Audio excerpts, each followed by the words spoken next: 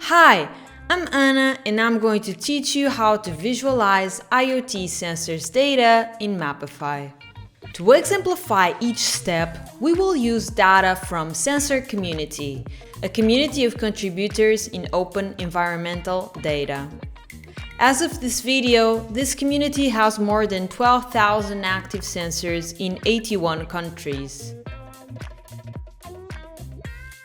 Sensor.Community provides APIs to obtain data from its sensors. For this tutorial, we are focusing on temperature, humidity, and air pressure.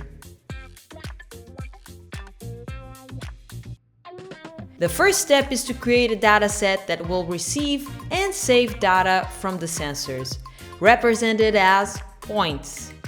Now let's add some interesting variables: sensor ID, sensor type, manufacturer, longitude, latitude, altitude, indoor, temperature, humidity, pressure at sea level, and timestamp.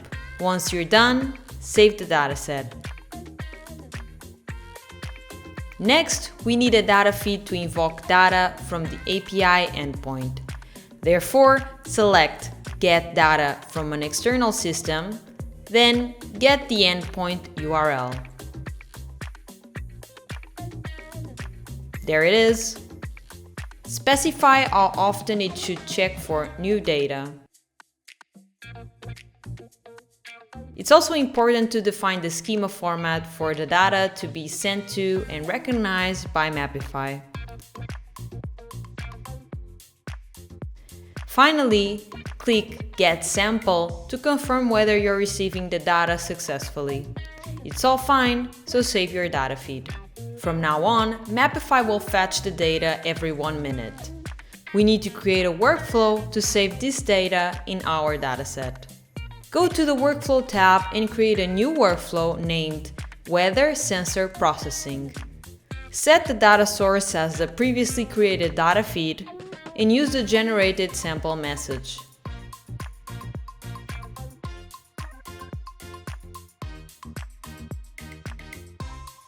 And confirm.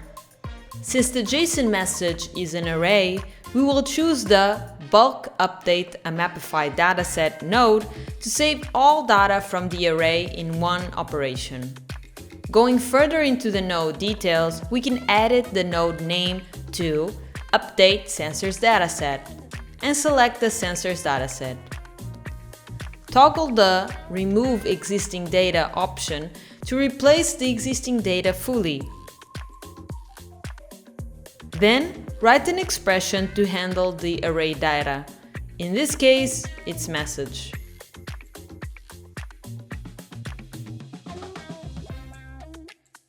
After this, Mapify will now ask you to map the fields. Map latitude, longitude, and sensor ID to identify the sensor. Keep in mind that for string values, you have to use an expression to convert them to numeric values. Continue mapping the remaining data fields.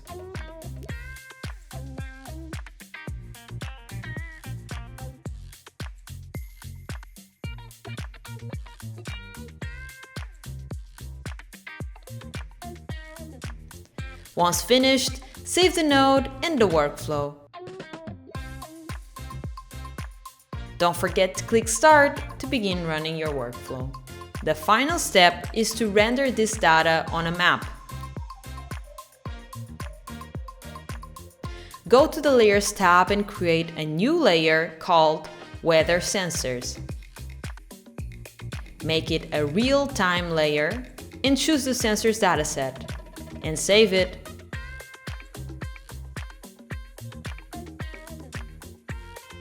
Voila! You can now see sensor data on the map. You can further customize your layer by coloring according to the values of the variables. But we'll leave that for another video.